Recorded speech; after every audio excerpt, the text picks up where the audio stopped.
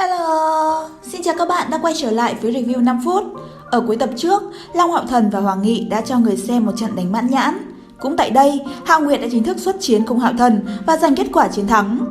Cũng trong lúc này, tại sân thi đấu bên cạnh, Lý Hinh đang chăm chú theo dõi trận đấu trước mắt. Một người là Tư Mã Tiên đã chiến thắng Lâm Hâm trong vòng trước và người còn lại chính là Thải Nhi. Trọng tài vừa hô lên 2 tiếng bắt đầu, Thải Nhi đã lập tức tấn công, cả người nàng như một mũi kiếm sắc bén, mạnh mẽ công kích Tư Mã Tiên. Vốn dĩ lúc vừa ra sân, tên đầu trọc này còn định kêu nàng mau chóng nhận thua, bởi vòng đấu trước nàng cứ thế nhận thua Lý Hinh. Hiện tại, sau khi Thải Nhi phóng ra đòn công kích đầu tiên, trị liệu sư số 1 Ma Pháp Thánh Điện đã hiểu được rằng bài danh thích khách số 1 tuyệt đối không phải là hữu danh. Tiếp theo đây, hắn sẽ không nể vì Thải Nhi là phái nữ mà dễ dàng nương tay.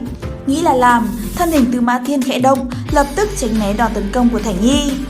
Ngay sau đó, hắn thuận thế phóng ra một quyền công kích lại đối phương. Nắm đấm theo sức mạnh kinh người của tên đầu trọc này không thể xem thường. Bởi vì ngay sau cú đấm đó, thân thể Thải Nhi đã bị chấn lui về sau. Thân hình chật lóe, Thải Nhi tựa như tia chớp đen đột nhiên xuất hiện trong sân đấu. Tư Mã Tiên chỉ cảm thấy mắt hoa lên, Thải Nhi đã đến trước mặt gã. Gậy trúc trên tay nàng tựa như dao găm đã nhằm hướng cổ họng gã đâm tới. Tư Mã Tiên chỉ cảm thấy một sức nặng mạnh bỗng chốc đâm tới, còn có không khí lạnh lẽo từ pháp trượng chui vào trong tay mình. Lực xuyên thấu cường đại đến mức khiến gã toàn thân lạnh lẽo.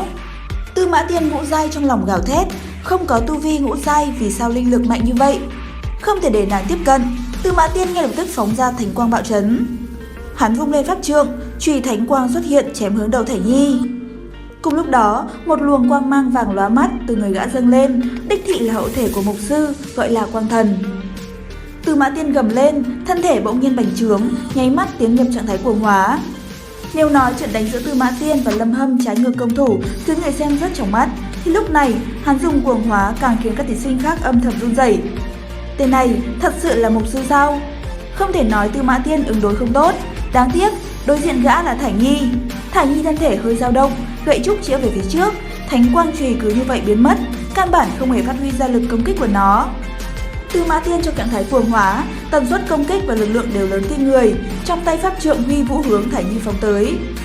Ngay sau đó, Tư Mã Tiên trong lòng lạnh lẽo, nàng thật sự là người mà không phải ưu linh.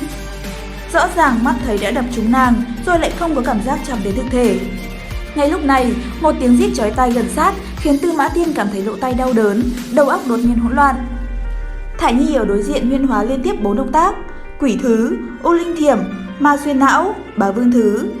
Tứ đại kỹ năng của thích khách lưu loát hoàn thành. Bóng đen chợt lóe, đuôi gậy đã đặt trên cổ họng Tư Mã Tiên. Ngươi thua. Thải Nhi nhàn nhạt nói một câu, thu lại gậy trúc, chậm rãi đi tới khu nghỉ ngơi. Nàng không thèm nghe trọng tài tuyên bố, đây tuyệt đối là tự tin.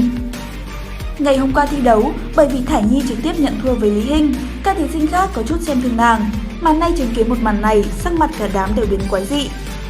Dưới ánh mắt mọi người nhìn theo, Thải Nhi lặng lẽ rời đi. Nàng mau chóng đi đến điểm hẹn với Long Hạo Thần. Hôm nay, hắn đặc biệt đến sớm. Hai người cứ thế chuyện trò vui vẻ. Mấy ngày sau, Long Hạo Thần trong tổ thứ 3 có thể nói là thuận buồm xuôi gió, thậm chí không cần Hạo Nguyệt xuất hiện, liên tiếp thắng 5 trận. Trận đấu tiếp theo, Long Hạo Thần sẽ phải đối diện với Vương Nguyên Nguyên. Đây là nữ nhân vô cùng xuất sắc của chiến sĩ điện. Về sức mạnh, Hạo Thần có chút không bằng nàng. Dã Hoa ngồi lại cùng hắn trước khi trận đấu diễn ra lúc này hết sức lo lắng. Xem ra vị trí số 1 thật không dễ dàng giành được. Cũng trong lúc này, ở trong một căn phòng nhỏ, Hàn Vũ sau một thời gian nghĩ tới nghĩ lui đã đưa ra quyết định của mình. Hắn để lại cho Hàn Khiêm một bức thư với nội dung bản thân khó lòng nghe theo sự sắp xếp của Gia Gia đi làm kỵ sĩ tùy tùng, sau đó liền rời đi. Mà đúng lúc này, phía kỵ sĩ Thánh Điện, trời đã về khuya thì một tin cấp báo ma tộc đột kích biên quan truyền đến như sét đánh ngang tai. Đến đây thì cũng xin hết tập 40 Thần Ấn Vương Tọa. Xin chào và hẹn gặp lại các bạn ở những video tiếp theo.